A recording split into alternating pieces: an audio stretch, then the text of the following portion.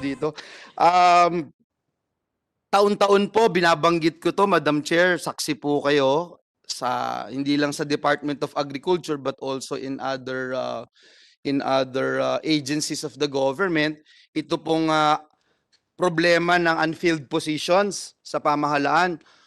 1 out of 10 authorized positions in government agencies unfilled. For the past decade na po yata ito. Isang dekada.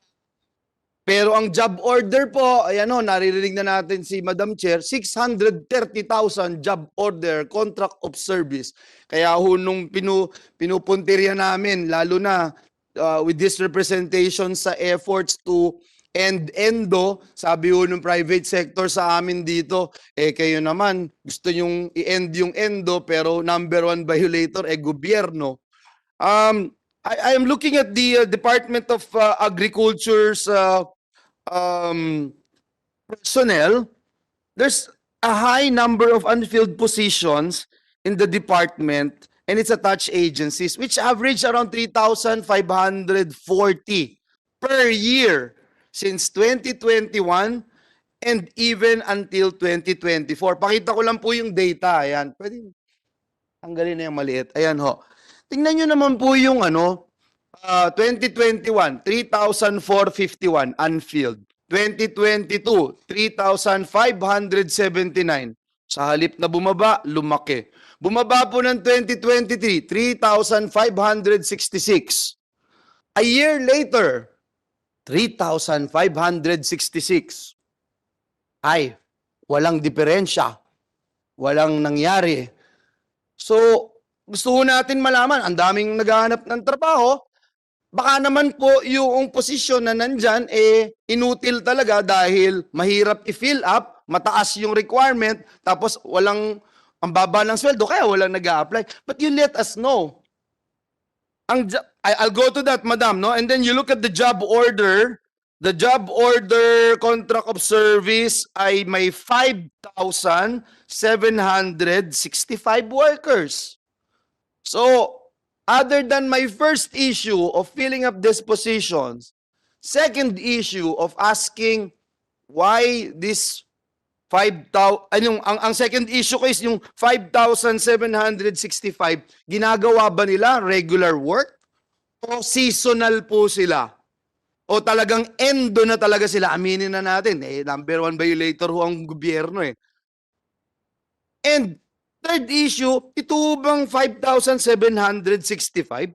Wala ba talaga silang chance? Can you imagine if you're part of the 5,765 job order contract of service? Makakakita ka nung 2023 na 3,566 unfilled positions. And then the year later, meron pa rin 3,566 unfilled positions. At nandun ka pa rin. Nag-stuck ka dun sa 5,765 job order contract of service. Ano ay nararamdaman nyo kung kayo yun? Nakakatulog ba kayo sa gabi o nagdadasal ba kayo gabi-gabi for the past 365 days na sana po yung numero na yan magbago naman after 2 years magbago naman. May chance po ba na magbago yon, sir, ma'am? Well, Mr. Senator, Yusek Manayo will answer that question. Well, Madam Chair and Honorable Senator Villanueva. Well, at present, we are in the process of filling up the position. And I assure you, Madam Chair and the Honorable Senator, that we will be able to fill up substantial number of this, 3,566. Yeah. Alam mo, ang chismis nyo, kaya nyo hindi fill up yung, yung unfilled position kasi nakakasave kayo pag job order, mura yung job order. Marami daw natitira na dinidivide yung bonus pag Christmas. Yan ang chismis sa inyo. Hindi, this is a chismis. I don't know what you're doing. More than that, no, ma'am, Madam Chair. Yung binanggit po sa atin, gagawin nyo na po yung sige ho, maniniwala na ho kami kasi sa isang taon na 365 days, hindi gumalaw ito. Abangan ko na lang po ulit next year. Pero babanggitin ko po sa inyo, 7 taon ko na ho ginagawa ito. 7 taon na po. Kaya ho, ako, gusto ko ho sanang malaman ano ho yung nature nitong unfilled positions eh. Gusto ko na ho malaman kasi there are some agencies and departments in the government who would tell me na there are some items there na hindi mo talaga mapifill upan. Kasi for example, meron sa legal, lawyers yung kailangan pero ang baba ng sweldo. O meron naman na ang taas-taas ng requirement, walang mag-a-apply dahil ang baba din naman ng sweldo. Bakit siya mag-a-apply? So, right there and then, face value pa lang, gusto na namin tanggalin yung item na yon at magpalit ng ibang item para ma-fill upan. Yung lang po yung gusto kong makuha. Sana mabigyan niyo po ako kung meron po kayong ganon. Pero it appears, sabi niyo po kanina, gagawan niyo na ng paraan ito. Aabangan ko po kayo and titignan ko po itong unfilled positions. Now, puntahan ko po yung job order kasi 5,765. Anong nature nitong trabaho nitong 5,765? Sila po ba ay seasonal, project-based, or gumagawa na rin sila ng regular job at nasa ilan sa kanila, baka meron naman na in transition na sila para ma-fill up yung ibang position, sir? Well, Madam Chair and Honorable Senator, itong mga contract of service ay mga project-based ito natin. Ito sa mga programs natin that we have to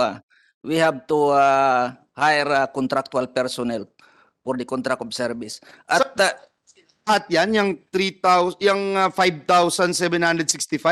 lahat po yan ay project-based? project-based ito at saka yung Lahat po, lahat, sir. majority dito, sir, ang Hindi lahat. majority, hindi lahat. Pwede yung bigyan nyo ako ng Yes, breakdown. we will submit the list of yung unfilled Breakdown po, positions, then tsaka yung breakdown job of of order. contract of service.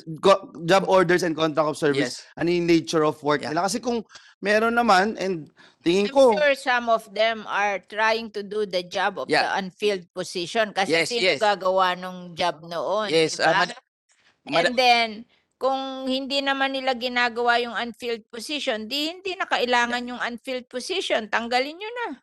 Well, Madam Chair and Honorable Senator, my instruction si Senior Yusik that once we will be able to fill up these positions, we will now reduce the number of contractual positions.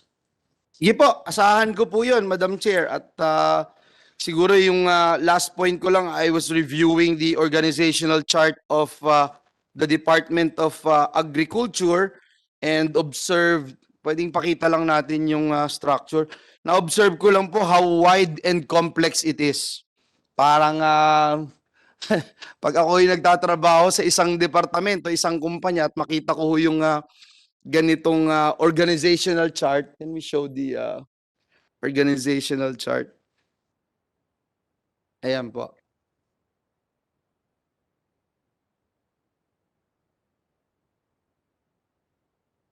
Yung last na slide. Hindi, sige, wag na lang. Wag na nilang pakita. Wala pala. Ito kasi, Madam Chair, tinitignan ko po yung organizational structure. Parang magulo pa ho sa Ukraine at Russia ito. How wide and complex it is with 8 bureaus, 8 attached corporations, 8 attached agencies, and 15 regional offices. Hindi ko po alam how is the Office of the Secretary ensuring a smooth coordination between these offices. Baka ho kasi may mga overlapping ng functions. For example, there are bureaus and agencies in the department that are all related, no? Kunyari ito, bureaus, agencies related to fisheries. Basahin natin. Bureaus, agencies related to fisheries. Bureau of Agriculture and Fishery Standards, Bureau of Fisheries and Aquatic Resources, Bureau of Agricultural and Fisheries Engineering, National Fisheries Research and Development Institute. Meron naman research. Sa research naman po, DA-OSEX Policy Research Service, Bureau of Agricultural Research, Philippine Rubber Research Institute, National Fisheries Research and Development Institute. So, medyo siguro for some clarification, may ka-clarify niyo po ito. But as I was looking at it, I have to be frank and honest dahil gusto ko ho kayong tulungan. Siguro kahit pasubmit na lang ho kayo sa akin kasi ako ho naatasan ni Pangulong Bongbong nitong nakaraan lang.